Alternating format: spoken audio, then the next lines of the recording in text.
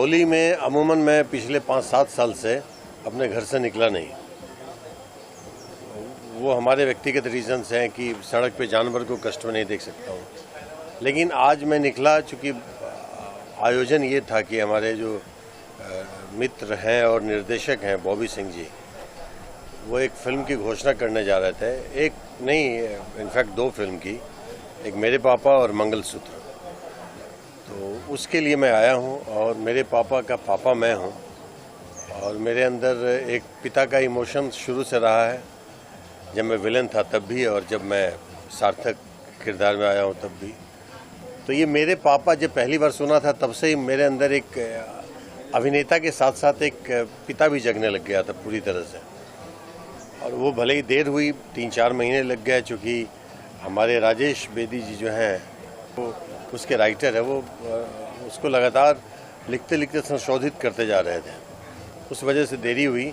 लेकिन अब संपूर्ण हो गया, अब देर हुआ लेकिन दुरुस्त भी है। तो मेरे पापा को लेके जिस कदर मैं एक अभिनेता के तौर पे, एक इंसान के तौर पे एक्साइटेड हूँ, अमूमन उतना होता नहीं है। मुहूर्तें तो कई फिल्मों की होती हैं, पार्टीज़ भी होते हैं, फंक्शंस भी होते हैं।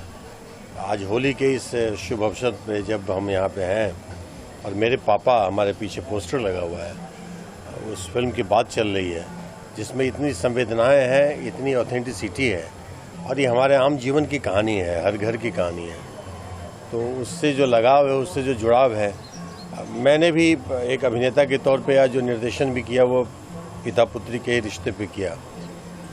लेकिन ये पापा, मेरे पापा, ये शायद अब तक मैंने इस तरह की कहानी सुनी नहीं, इस तरह के कथानक पे कभी काम किया नहीं।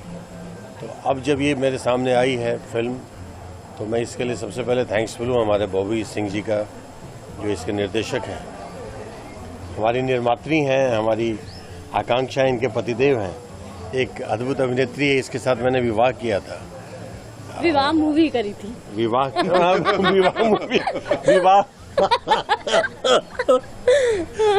मूवी किया था, अब तो इसकी शादी हो गई है और बहुत अच्छी जिंदगी है और ये प्रकृति की गोद में है, यानी कि डॉग्स के साथ रहती हैं। ये भी मेरे ही मानसिकता की हैं जो बेजुबानों को कोई कष्ट न दे।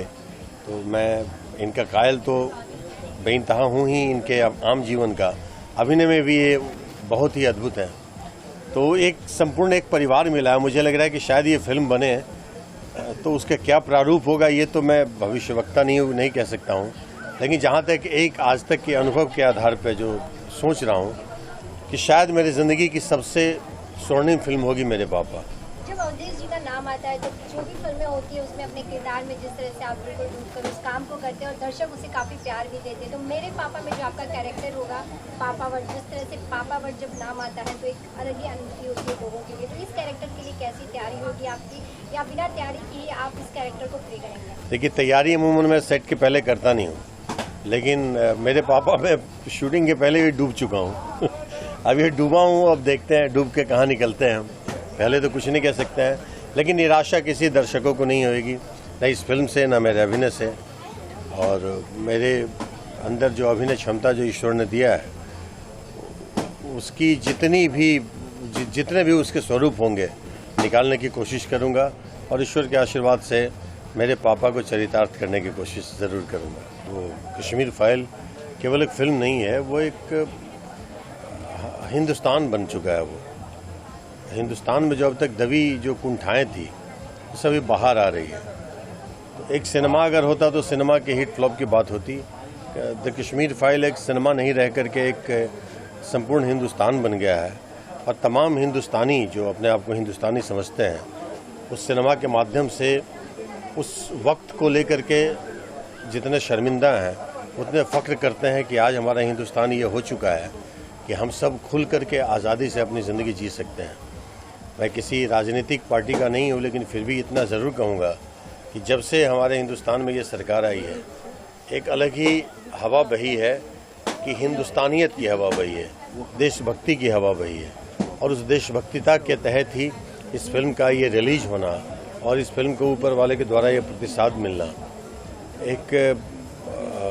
एक सिनेमा से अलग हट करके एक संपूर्ण समाज की बात अगर हो गई है कि एक मानव के साथ अगर इस कदर की प्रताड़नाएं हों जिस तरह से इस सिनेमा में दिखाया गया है। शायद जो सच्ची घटनाएं थीं, जो चूँकि मैं कश्मीरी पंडित जो पीड़ित हैं उनसे भी मिला हूँ, मेरे नेबर है वो, उनकी बातें सुन करके शायद उस फिल्म का 1% भी नहीं दिखाया गया जो रियल घटना है।